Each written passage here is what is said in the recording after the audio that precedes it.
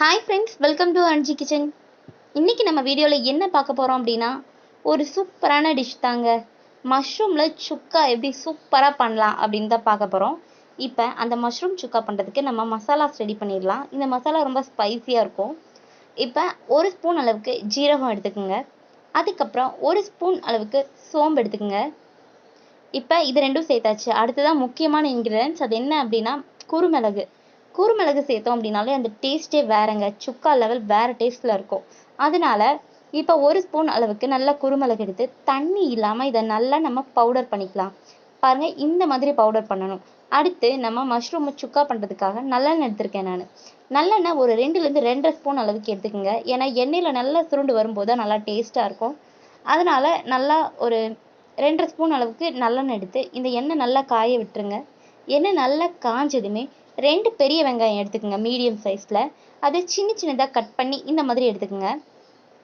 இப்போ இந்த வெங்காயத்து கூடவே நீங்கள் ஒரு 3 பச்சை மிளகாய் சேர்த்திங்க அப்படின்னா இன்னும் நல்லா காரமாக டேஸ்ட்டாக இருக்கும். அதனால ஒரு 3 பச்சை மிளகாயும் நம்ம இதில் சேர்த்துக்கலாம். பாருங்கள், பச்சை மிளகாய் சேர்த்தாச்சு. இப்போ இதை நல்லா எண்ணெயிலேயே நல்லா சுருளை வதக்கிடலாம். இது கொஞ்சம் நல்லா ப்ரௌனிஷ் ஆகி வர அளவுக்கு நீங்கள் வதக்குங்க. இது நல்லா இந்த நல்லெண்ணெயில் நல்லா வதக்கும் போது நல்லா டேஸ்ட்டை கொடுக்கும் சுக்காக்கு. அதனால் இது நல்லா வதக்கிக்கலாம். பாருங்கள், இது நல்லா வதங்கி வரட்டும். அதுக்கப்புறம் நீங்கள் என்ன பண்ணணும் அப்படின்னா, இது நல்லா ப்ரௌனிஷ் ஆனதுமே இதில் நம்ம தக்காளி சேர்த்துக்கலாம். அப்போ நமக்கு கொஞ்சம் புளிப்பு சுவை இருக்கும். அதனால் ஒரு சின்ன தக்காளி பழமாக சேர்த்துக்குங்க. ரொம்ப பெருசாலாம் வேணாம். ஒரு மீடியம் சைஸில் தக்காளி பழம் ஒன்று எடுத்து இதில் சேர்த்துக்கலாம். இப்போ இதையும் நல்லா சேர்த்தாச்சு. இந்த தக்காளி பழம் கொஞ்சம் மசிஞ்சு வர அளவுக்கு வரட்டும். பாருங்கள், இது நல்லா மசியட்டும். அப்போ தான் இதோட புளிப்பு சுவையெல்லாம் இந்த வெங்காயம் இதெல்லாம் மிக்ஸ் ஆகி நல்லா கிடைக்கும். இப்போ நல்லா மசிஞ்சிருச்சு அளவுக்கு. இப்போ இது கூட நல்லா ஒரு ஸ்பூன் அளவுக்கு இஞ்சி பூண்டு விழுது சேர்த்துக்குங்க. பாருங்கள், இது சேர்த்தாச்சு. அதுக்கப்புறம் கரம் மசாலா சேர்த்துக்கலாம். ஒரு 1/2 ஸ்பூன் அளவுக்கு கரம் மசாலா. மட்டன் சுக்கா மசாலா சேர்த்துக்குங்க, இன்னும் நல்லா டேஸ்ட்டாக இருக்கும். மட்டன் சுக்கா மசாலா ஒரு 1.5 ஸ்பூன் அளவுக்கு சேர்த்துக்குங்க. இப்போ இதெல்லாமே நம்ம சேர்த்தாச்சு. இப்போ இதை நல்லா வதக்கி விட்டுட்டு இது கூட நீங்கள் என்ன பண்ணணும் அப்படின்னா, நான் நல்லா மஷ்ரூமை நல்லா க்ளீன் பண்ணி எடுத்து வச்சுருக்கேன். அதையும் இதில் சேர்த்துக்கலாம். இப்போ இதில் நல்லா கலந்து விட்டுக்குங்க இந்த மஷ்ரூமை. பாருங்கள், இதெல்லாம் நல்லா கலந்து விட்டுறலாம். இந்த மசாலாவோட இது நல்லா கலந்து வரணும். இந்த தக்காளி வெங்காயம் எல்லாமே ஒரே மாதிரி இதில் மிக்ஸ் ஆகி கிடைக்கணும். பாருங்கள்,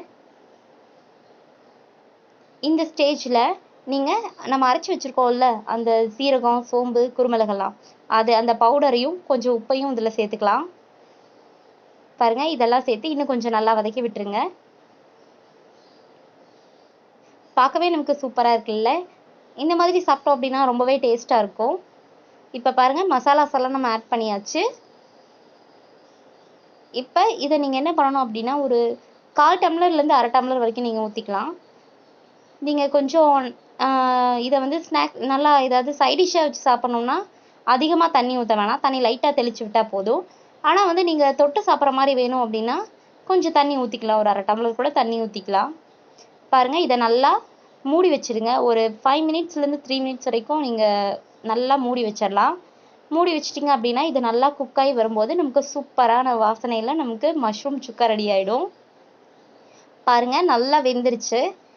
நான் சப்பாத்திக்கு தொட்டு சாப்பிட்றதுக்காக இந்த மாதிரி பண்ணியிருக்கேன். எனக்கு இந்த மாதிரி கொஞ்சம் கிரேவியாக இருந்துச்சு அப்படின்னா ரொம்ப பிடிக்கும் சப்பாத்திக்கு. இதை நீங்கள் சப்பாத்திக்கு சாப்பிட்டு பாருங்கள், ரொம்பவே டேஸ்ட்டாக இருக்கும். சாதத்தில் கூட நீங்கள் போட்டு இதை சாப்பிட்லாம். அதே உங்களுக்கு ட்ரையாக வேணும் அப்படின்னா தண்ணியை கம்மி பண்ணிட்டீங்க அப்படின்னா நல்லா ட்ரையாக கிடைக்கும் உங்களுக்கு. இதை சைட் டிஷ்ஷாக வச்சு சாப்பிட்றதுக்கு.